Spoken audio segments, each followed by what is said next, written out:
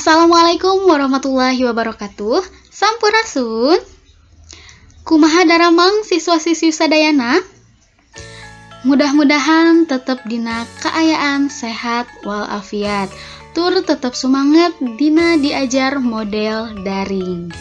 Nah, dina danget ayeuna Ibu baris ngadugikeun materi pangajaran bahasa Sunda nyaeta ngeunaan carpon, carita pondok.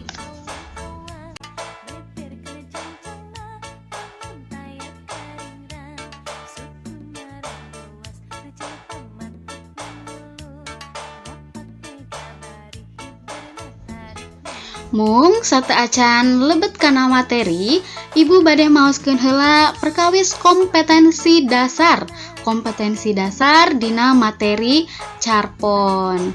Nyaeta anu kahiji dari segi pengetahuanna. Peserta didik mampu memahami dan mengidentifikasi struktur, unsur, dan aspek kebahasaan carita pondok atanapi carpon.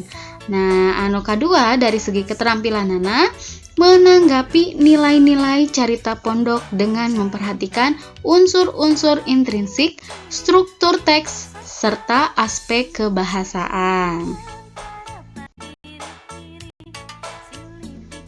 Saterasna, Ibu G bade maoskeun ngeunaan tujuan pembelajaran materi carpon. Nah, setelah selesai mempelajari materi pada bagian ini, peserta didik diharapkan dapat memahami struktur dan unsur kebahasaan carita pondok, serta dapat menanggapi nilai-nilainya dengan memperhatikan unsur-unsur intrinsik. Nah, ayeuna hayu urang pedar ngeunaan materi carita pondok. Carpon nyaeta bagian tina sastra Sunda.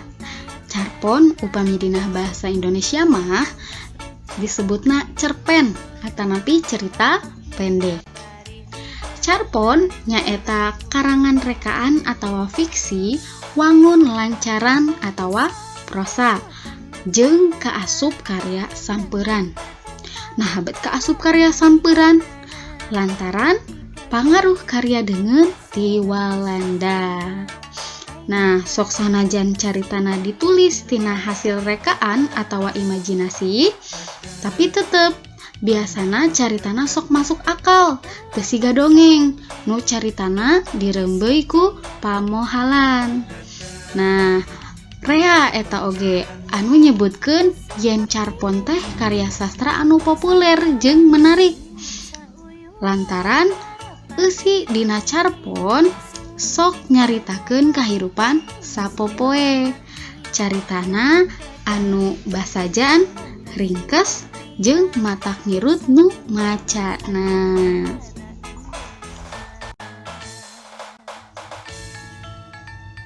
Salajengna aya sababaraha ciri-ciri carpon. Nyaeta anu kahiji henteu rea anu dicaritakeunana. Anu kadua henteu rea palaku atawa tokohna. Anu katilu museur kana hiji nepi dua kajadian. Anu kaopat galurna basajan lantaran jumlah kajadian caritana henteu rea. Anu kalima henteu loba pundah-pindah latar. Anu kagenep aya nu ngarangna tur sumebar sacara tinulis. Anu katujuh ngabogaan tema atawa amanat nu hayang ditepikeun ku pangarang. Anu kadalapan umumna carpon barudak biasana berkisar 500 nepi ka 100 kecap. Sedengkeun carpon dewasa biasana berkisar 1000 nepi ka 10.000 kecap. Nah, anu ka terakhir, anu kasalapan nyaeta caritana direka siga nya kajadian.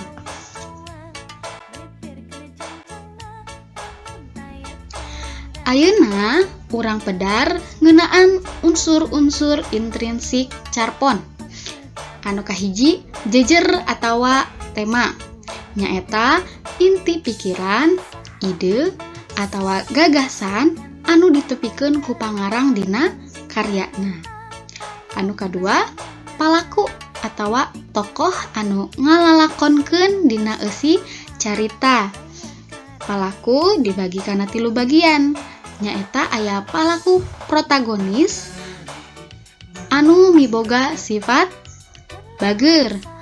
Nah, anu kadua, palaku antagonis anu miboga sifat jahat. Anu katilu, palaku tritagonis nyaeta palaku pembantu. Ciri anu katilu nyaeta kasang atawa latar. Latar dibagi kana 3 bagian. Aya latar tempat keur ngajelaskeun di mana eta kajadianana teh. Nah, aya oge latar waktu keur ngajelaskeun iraha waktu kajadianana. Oge aya latar suasana keur ngajelaskeun kumaha suasana pas kajadian eta teh gitu. Salajengna unsur intrinsik carpon anu kaopat, galur atawa plot nyaeta runtuyan kajadian anu ngawangun hiji carita. Galur atawa plot dibagi kana sababaraha bagian. Anu kahiji manggala sastra nyaeta bubuka carita. Anu kadua konflik nyaeta awal munculna masalah. Anu katilu klimaks nyaeta puncak masalah. Anu kaopat anti klimaks nyaeta ngarengsekeun masalah. Anu kalima akhir atawa panutup, biasana dina bahasa asing sok disebut ending. Unsur intrinsik carpon anu kalima amanat nyaeta pesen anu hayang ditepikeun ku pangarang ka pamaca. Anu kagenep puseur sawangan atawa sok disebut sudut pandang nyaeta cara pangarang nyaritakeun palaku dina eusi carita. Puseur sawangan atawa sudut pandang kabagi 2. Anu kahiji jalma kahiji, biasana cirina sok make kecap kuring anu artina aku atawa saya. Anu kadua nyaeta sudut pandang jalma katilu, anu biasana cirina make kecap manehna anu hartina dia.